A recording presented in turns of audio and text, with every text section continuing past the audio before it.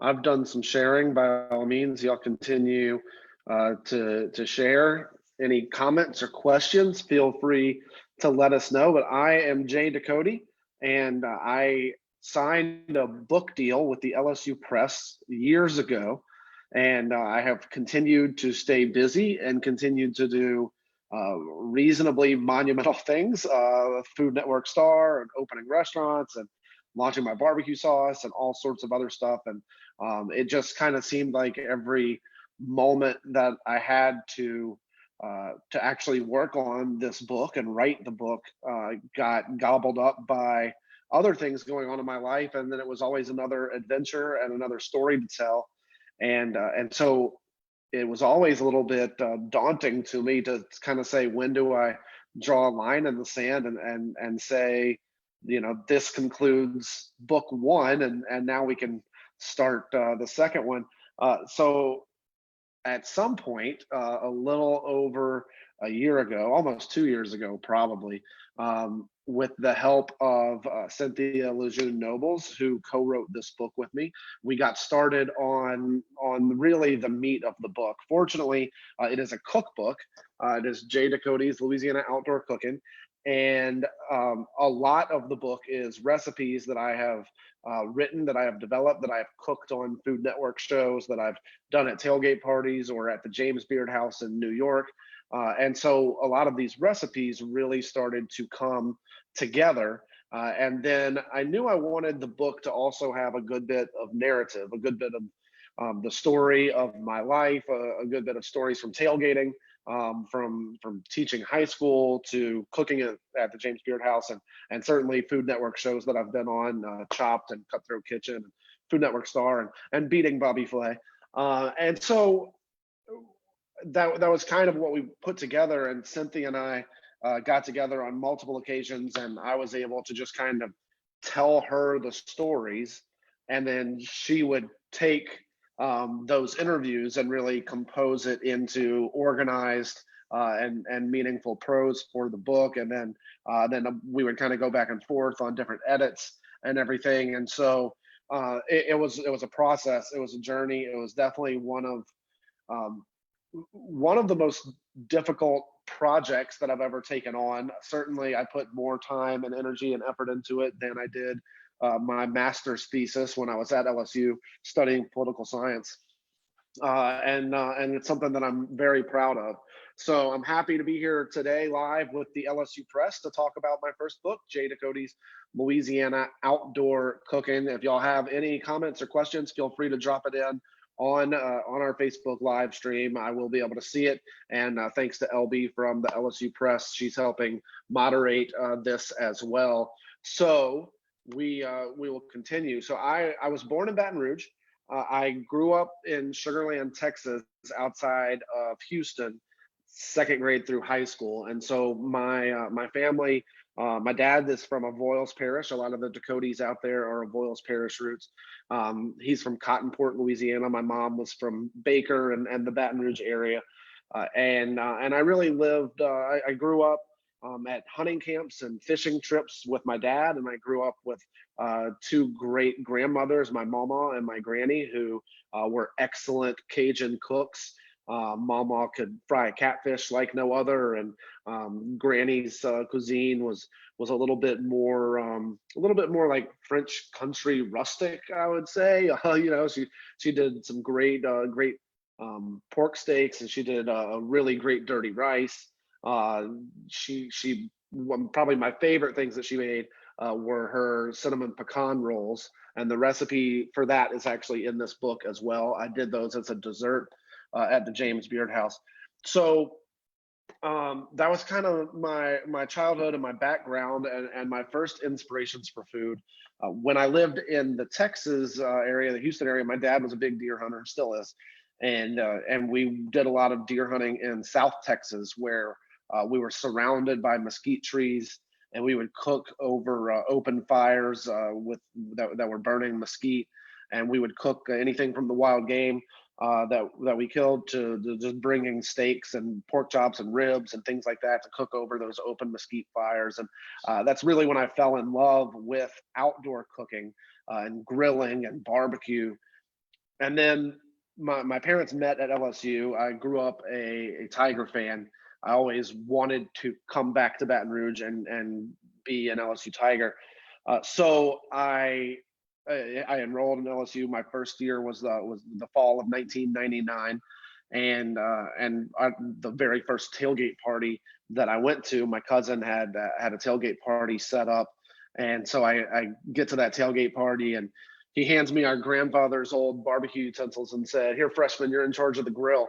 And so that was really it. I got placed in cooking at tailgate parties, and then over the years we developed more and more tools for that cooking. We developed more. We built our own barbecue pits out of kegs. We built a flagpole out of an old deer stand from South Texas that we could raise up to 80 feet tall and fly our third row tailgaters flag and LSU flags. And I fell in love with the outdoor cooking and cooking in big cast iron pots and outdoor deep frying and anything from breakfast food to burgers and grilled chicken, all the way up to some really crazy barbecue and grilled rattlesnake and bacon wrapped quail breasts and all sorts of stuff like that. So a lot of those types of recipes are in the book, and that's the kind of things that you can expect from Jay Ducote's Louisiana Outdoor Cooking, which, by the way, right now is the #1 new release in Cajun and Creole cooking on Amazon. It has also gotten as high as #3 in new releases in outdoor cooking tailgating and outdoor cooking barbecue and grilling. So very happy with that so far. Technically, the book gets released tomorrow. So the tomorrow is the official launch date. September 16th is when the book actually releases. It is still available on pre-sale on Amazon and currently also available from the LSU Press, where there actually is a 40% off code if you buy it directly from lsupress.org. And you can also get it on jducote.com. And if you order it from jducote.com, I actually will sign every copy that comes through my own website, because that's actually buying it from me, and I have to go pack it up and ship it. We've done over 160 or 170 copies so far from jducote.com that I have signed and shipped out. I know we also did a big order with another group at LSU that I can't talk about now until they actually get their books, but I went and signed all of those in a socially distant spot on campus. So that was pretty cool. Michelle has a question here. Can you make these recipes even if you don't have a grill available? Michelle, great question. Yes, all of the recipes, I shouldn't say all, some of them are specifically designed for outdoor cooking and smokers or big big outdoor pots or something, but really all of them can translate to inside on the stove as well, in a similar Dutch oven or cast iron pan, or an indoor deep fryer, a countertop deep fryer, or a lot of them could even go to like a cast iron grill pan that you would use to cook inside.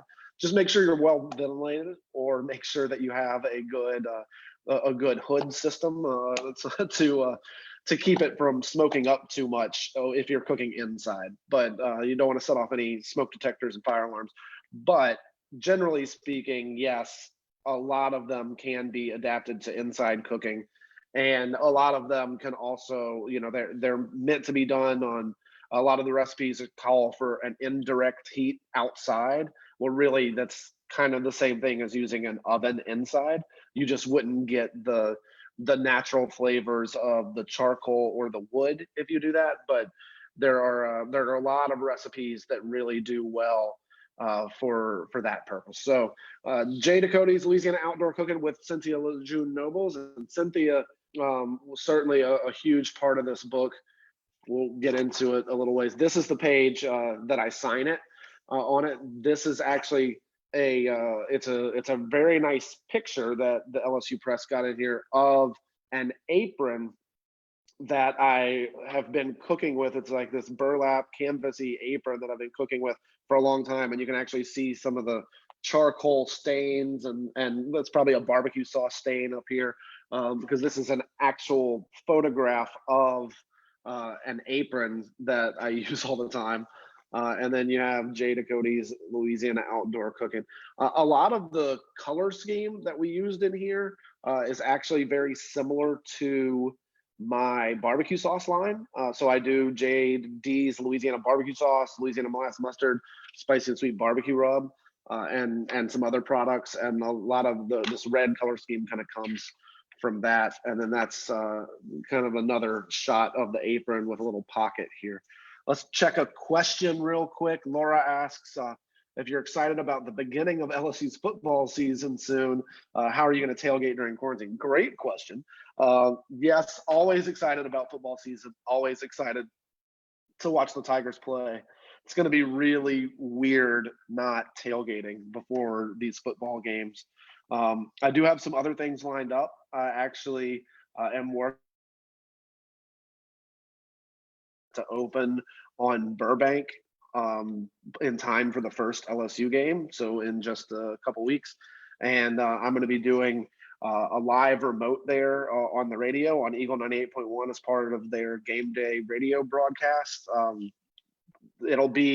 I'll usually be there from about 5 hours before kickoff to 3 hours before kickoff while there's pregame coverage on Eagle 98.1. And that's kind of going to be my my tailgating segments that I do on game days. But instead of reporting from campus, I'll be reporting from one of the restaurants in town that is going to be open for that sort of pregame activity. So that'll be fun. And then, you know, I probably will watch a handful of the games at home, especially the away games, but maybe even some of the home games as well. We have a big promotion going on with Sazerac Rye Whiskey right now. Me and Matt Moscona from 104.5 ESPN Radio are doing a tailgate package, a tailgate at home package and giveaway with Sazerac Rye Whiskey. You can find that on my social media right now on the Jay Ducote Facebook page or at Jay Ducote on Instagram. And you can follow the LSU Press on all of those outlets as well. Samantha says, what's your favorite recipe to make out of the book? Samantha, that is a great question. I'm going to try to answer that in just a second. The contents page, we have beginnings, which really kind of talks about my story and where I came from. Tailgating specifically, and really has kind of a lot of recipes that didn't necessarily fit in one of the other chapters or that really come from my tailgating days. Then we kind of go by outdoor cooking, barbecue grilling by main ingredient. So we do pork, we do hoofed animals, beef, sheep, and one goat, seafood, poultry, and game birds, other wild game, produce, because you got to get some vegetables in. And really one of my favorite things to grill are vegetables. Broccolini does extremely well on the grill, obviously asparagus or something like that. And then finally spreading the word, which really encompasses more sauces and marinades and things like that. I did get a forward here from chefs Sam and Cody Carroll. Cody and Sam Carroll were the Cajun Aces on Food Network. They also have the restaurant Hot Tales and New Roads. Sam is currently the executive director of the Louisiana Seafood Promotion and Marketing Board, and they wrote a really great forward for me here. And then we get into some other, the preface and some of my acknowledgments that I was able to put in here for my mom and my dad and my granny and my mama and my brother and his wife Mandy and my sister Dana, my cousin Travis, my buddy Eusebio, who cooked with me at all those tailgate parties and is also still a chef in town, my buddy Brent, and Tommy, and then a lot of my team right now, Blair and Chuck P and Teresa and the rest of my government taco crew. And then also the folks at Guarantee Media, who a year ago actually acquired all of my companies so that we can grow them even more. And so this is all part of that. So glad you guys can be here right now. If you're just joining us, I am Jay Ducote, and we are going over my new book from the LSU Press. It is Jay Ducote's Louisiana Outdoor Cooking with Cynthia Lejeune Nobles, and Cynthia did a terrific job helping me put this together. So it is a cookbook at its heart, right? But there's a lot of stories in here as well. That chapter 1, beginnings, really gets through how I got through college, started a food blog, grew my outdoor cooking arsenal, and really, just kind of the story of how I got here and why I have this book out here. And then we get started with some recipes. So it was asked, what's my favorite dish out of here? And there's so many great ones. I should be flipping this. That's my mama's fried catfish there. That's a molasses mustard fried catfish. So I'm going to try to find, I think it's on 64. Let me see. Not quite. I'm on beef and sheep. I need to back up to pork. Here we go. So this recipe, and I'm actually going to be doing another one of these Facebook Lives with the East Baton Rouge Parish Library. Hi, Jessica, if you're watching. With the East Baton Rouge Parish Library. It's not until October, but I'm going to be doing a cooking demo and talking about the book kind of like this. And I'm going to be cooking this pork and Brussels sprouts cast iron bake. And so this is a great recipe for the grill, but it's also a really good recipe to cook inside your home kitchen with just the stove and the oven. It's a pork tenderloin. I like getting local pork tenderloins from Iverstein Farms Butcher on Perkins here in Baton Rouge, but there's lots of other places to buy a great pork tenderloin. And it's really kind of a one-pot dish. You get a cast iron skillet, you season the pork tenderloin with my JD spicy and sweet barbecue rub, a little bit of smoked extra virgin olive oil, and then you sear the tenderloin and then take it out of the pan, and then you essentially sear and saute the Brussels sprouts in that same cast iron skillet, then add the tenderloin back, and either over indirect heat on the grill or using an oven, you cook it off for another 10 to 15 minutes, and it comes out just a beautiful, tender, succulent pork, and you get those really flavorful cast iron Brussels sprouts as well. A little extra salt and pepper in there, and that's really about all you need. But this is so my granny's dirty rice is in here, red beans and rice with smoked pork sausage. There's actually so before Government Taco opened, Government Taco is my restaurant that was in Baton Rouge for 2 years. And then when COVID hit, we had to close down. We were inside a food hall called White Star Market in Mid-City Baton Rouge. The food hall closed. It's never going to come back.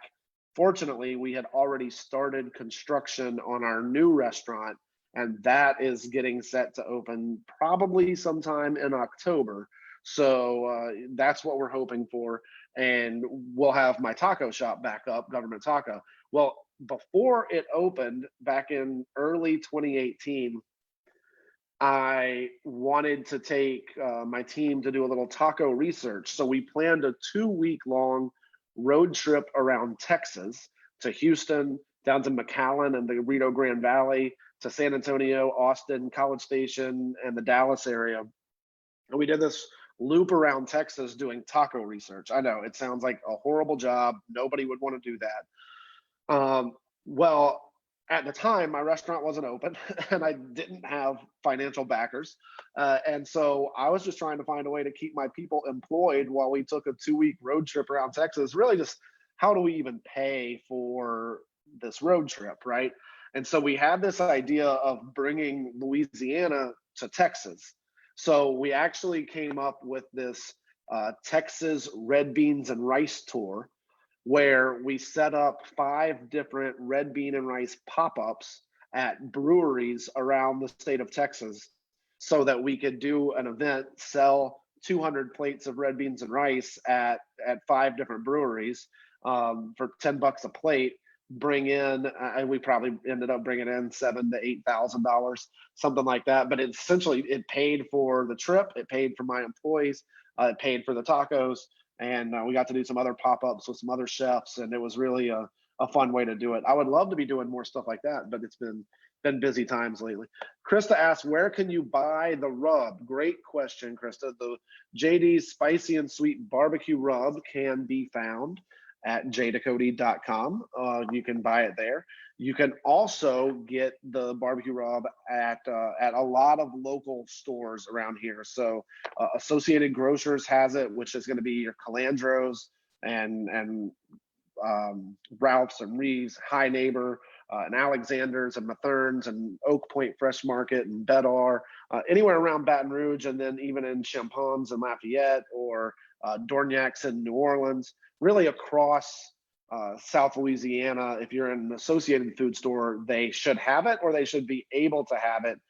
So if you tell them you want it, if they don't have it, then they can pick it up. Also, Rouse's across South Louisiana and into coastal Mississippi, Alabama, has the JD's products. They have the Louisiana barbecue sauce, the Louisiana molasses mustard, and the spicy and sweet barbecue rub. So Rouse's has it. And then Iverstein Farms Butcher in Baton Rouge, Red Stick Spice Company in Baton Rouge has all those as well. Again, you can also just get it online at jducote.com. Lawrence says, do you have a favorite venison recipe? I like carrots. I like carrots as well. The carrots that we do at Government Taco, so we actually do our #1 vegetarian option at Government Taco is called the Magna Carrot, and it's a carrot taco. I also have this recipe right here. That's a smoky roasted carrots and Brussels sprouts recipe, and that's a really good one in the book. This is, of course, in the vegetables chapter. And then let's see, if I go over to Wild Game, I flipped right to it, like it's my book or something. This is my grilled venison backstrap with a green chimichurri sauce.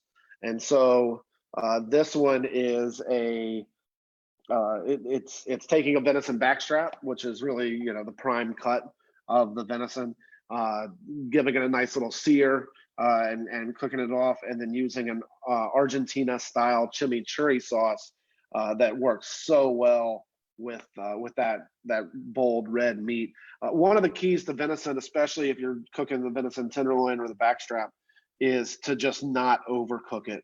I mean, you really, it can get leathery and chewy if you overcook those cuts of venison. Of course, if you're taking like the venison shoulder or the rump, you really kind of need to grind it up and turn it into sausage, or slow cook it in a stew or something like that. But when you have the backstrap, you really want to treat it like a good steak. Medium rare is fine.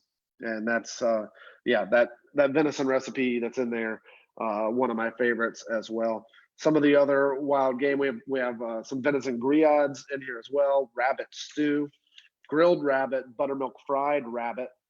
I love that. I love rabbit. I had a fantastic rabbit dish last night. If anybody in Baton Rouge has been to the restaurant Cocha downtown, Cocha is one of my favorite restaurants right now. They're doing some fantastic stuff. Enrique and Saskia are the couple that run it. And they have a rabbit dish with rabbit from Sweet Caroline's, which is up in the St. Francisville area. That's just fantastic. So if you're looking for a restaurant rabbit dish, go there. But the rabbit in this book also, some really great stuff. Blackened alligator in here as well. Grilled rattlesnake. So, that grilled rattlesnake is one of the dishes that I cooked at an LSU tailgate party because I just happen to have rattlesnake in my freezer. I'm that kind of guy. Especially, I don't have any rattlesnake in my freezer anymore. But when I was a freshman, sophomore in college at LSU, I was still going back home every now and then and hunting with my dad in South Texas, or I just had things like rattlesnake in the freezer. And so we got to cook some of those. Oh, Andrew on the Facebook Live says he just got home and he has a JD's package waiting for him. There you go. I love that. So Andrew and his wife Celeste bought one of my books online, and so that's going to be signed there. That's going to be signed. Very good. Let's see. A rustic squirrel stew. There you go. That recipe is from my dad's side of the family. We would always, first Saturday in October, go squirrel hunting, and the official start to hunting season around here in Texas. It would start with the dove season in September, but in Louisiana, really, when squirrel season comes, that's when it's fall, that's when it's hunting season, and a good squirrel stew can be pretty tasty. Moving on from the wild game isn't for everybody. I get that. So we have actually, hold on one second. There was a picture here that I want to show here. There we go. This is yeah, it's kind of dark, but this is me and a couple of my buddies with a giant 6-foot long Texas rattlesnake. So that's how I had rattlesnake in my freezer. I mean, that's high school Jay there, but still proof that I had the rattlesnake. There's all sorts of other recipes in here that are by all means more approachable. I mean, some of it's going to be, these are a couple duck recipes here, glazed jalapeno duck poppers. I actually cooked these, and this picture is from the James Beard House in New York. This was one of my past hors d'oeuvres for a 6-course wine paired dinner at the James Beard House in New York. They actually invited me up there. I've cooked at the James Beard House twice. The first time, they invited me to do an LSU tailgate party inspired dinner, which was really cool. And a lot of these recipes kind of come from that dinner because we really, it was just an amazing opportunity to be able to do that and to go up to New York and cook a dinner inspired by things that I would cook at LSU tailgate parties and present in New York City dishes like those duck jalapeno poppers, angels on horseback, people call them, things like that. This is still the poultry chapter here. There's a barbecue butter turkey breast, chicken and dumplings, spicy and sweet butter fried wings. And I'm a big barbecue wing guy. I love chicken wings, so that one's in there. A barbecue chicken pizza. So plenty there. Ray Sheehan's chiming in. Ray says, so many great recipes, great job. What are a few of your favorite appetizer recipes? Ray, I'll get to that in a second. Actually, while we're here, let me just point out this quote right here on the back cover is from Ray, and Ray has a great book out as well, all about barbecue sauces and a lot of other barbecue recipes. Ray's quote on here, and you can find him and his barbecue sauces at Barbecue Buddha, BBQ Buddha. Jay Ducote's creative Southern cooking masterfully blends the flavors of Cajun and Creole cuisines. The recipes in this book capture the heart and soul of Louisiana's storied food culture. So thank you for that, Ray, and glad to have you on the back of the book, man. That's pretty cool. He's shown me so much support over the years, and I know Ray, I gave you a little blurb for your book as well. So it's a pleasure to be able to do those kind of things together, and hopefully one day soon we get to meet up again and break some bread, drink a beer.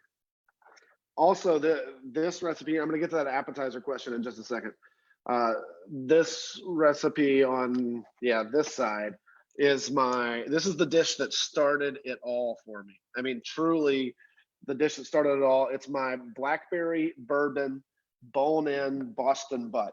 So I had just started my blog called Bite and Booze.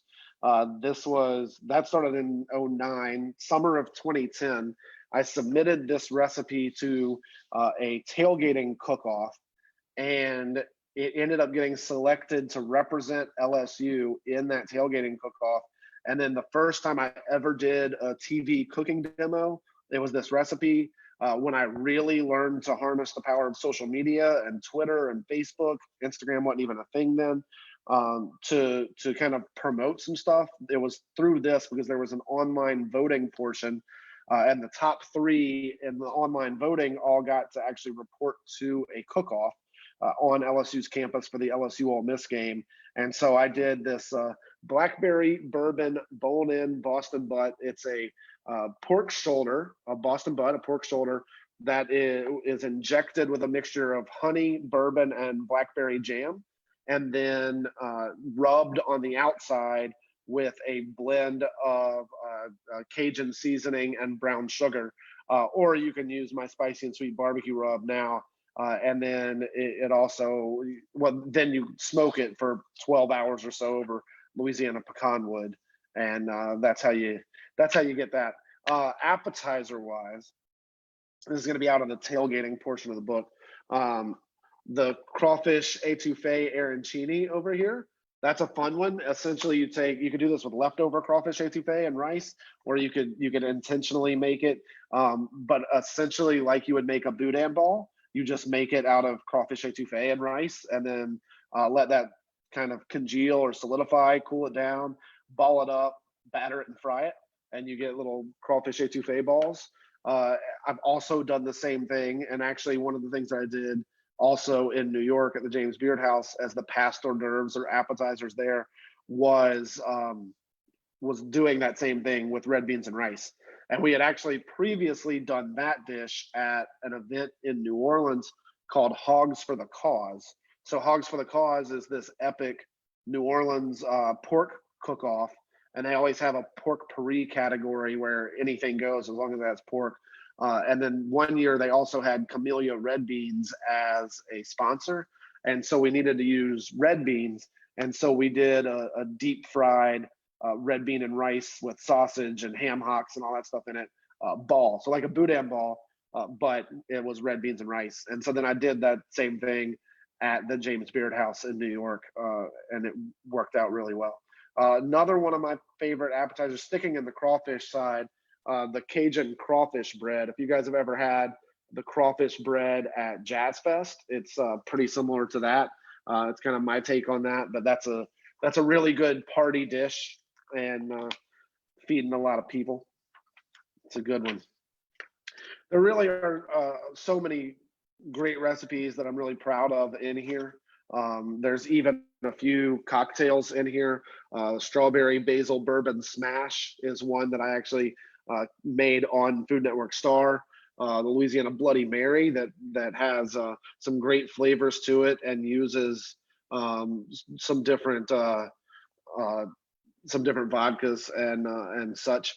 Stargazer cocktail that uses my white wine, grilled pineapple over here. And then cracklins. I love cracklins. Lots of cool stuff like that.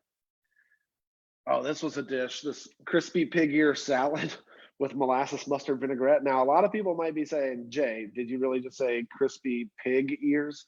Yes, I did. We're actually going to do pig ears as a bar snack at Government Taco as well. I love pig ears. You got to do them right.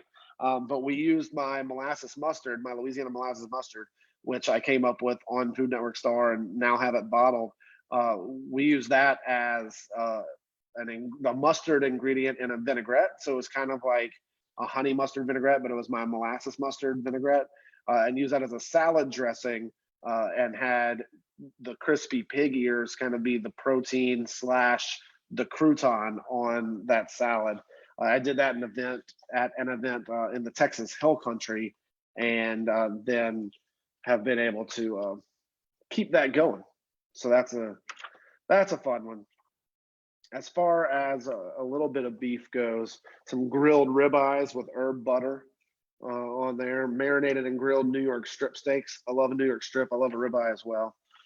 A barbecue meatloaf. This was one of the first recipes that we put together with my barbecue sauce, was this barbecue meatloaf here. Instead of the ketchup, using that meatloaf. There's a brisket recipe in here as well. This brisket recipe is it's a great one, but it really is kind of designed to be foolproof and to just it's not quite a Texas style smoked brisket that I actually do in my backyard, because a lot of people just don't have the equipment to do that. But it's a good brisket recipe all the same. There's also a lot of pictures in here from my childhood. This is me catching crawfish in Indian Creek in Louisiana as a toddler. My mom went through a lot of pictures, trying to find old pictures of me that we could include in the book, and we were able to do a lot of that. So it was pretty neat. Let's see. We got a question from Jessica about how many times did you cook each recipe during the writing of this book? Did that affect which ones you included? Great question, Jess. So we did a lot of these recipes came from events that I cooked at, or like I just cooked them one time on a Food Network show and tried to remember what I did. And we really just kind of put the recipes in there like that. Although most of those did get tweaked, and we went back and did some editing and cooking them again. So I guess I did it once on a TV show, and then we cooked it another time to test the recipe out.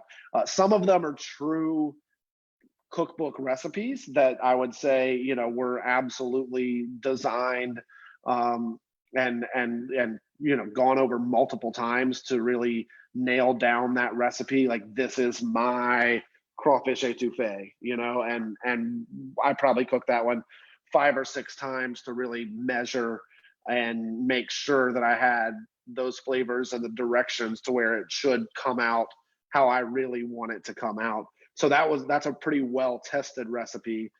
Some of them from my tailgating days are really off of kind of memory from then.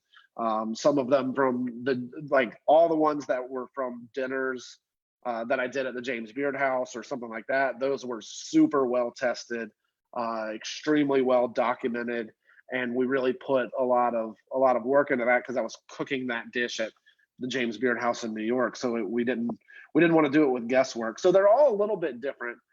Some of them are just good old backyard cooking, and then some of them have a lot more finesse to them. I wanted to really have a mixture of that backyard style dish, chef style dish, home cooked style dish in here. And so a lot of them came out that way. And then Cynthia, who helped with the book and co-wrote the book with me, Cynthia tested a lot of these recipes herself as well, because she wanted to make sure, like you're kind of saying there, Jessica, she wanted to make sure that somebody who's never cooked this before could take this recipe and replicate the recipe and that the dish comes out right. So a lot of them got tested that way as well by somebody else, not by me, which actually really helps to have a third party doing that. All right, last question, and then we need to wrap things up. Lawrence says, do you ever use any form of mayhaws in your cooking? So I love cooking with fruit. I love grilling with fruit. I do a lot with peaches. I do a lot with pineapple. I've never done any mayhaws to my knowledge. I'd be interested. If anybody has some mayhaws, send them my way. I would be down, but I've never cooked with any mayhaws. No. Great question though. All right, we were supposed to go about half an hour, so I think we've done that. We have probably 45 minutes or so. That's what happens when I get to talking. If you want to continue to hear me talk, I am on the radio every day in Baton Rouge on Talk 107.3, right there, Talk 107.3 FM. The Jay Ducote Show is 4 to 6 p.m. Monday through Friday on Talk 107.3 FM in Baton Rouge. You can also stream the video on Facebook Live on the Talk 107.3 page. I almost always share that to the Jay Ducote page as well, so make sure you like the Jay Ducote page on Facebook for that kind of content. We talk a lot of food, a lot of drink, and then a lot of news and events and stuff like that as well on the Jay Ducote Show. It's a lot of fun. 2 hours Monday through Friday. It's a lot of talking, but it's enjoyable, and I get to really do what I love, and I think that's kind of the main thing for everybody. It's been a crazy journey. I've got the product line out, the JD's product line. I've got Government Tacos set to reopen soon. I've got a radio show. I've got all sorts of stuff going on, and now I've got my first book out. So thank you guys for helping me celebrate that. It officially releases tomorrow, but pre-orders are available. jducote.com, and I will sign it for you, or you can go to amazon.com or lsupress.org and get it there. It's Jay Ducote's Louisiana Outdoor Cooking with Cynthia Lejeune Nobles, and we're going to sign off. Thank you guys. Appreciate it. If you have any questions, just hit me up through social media.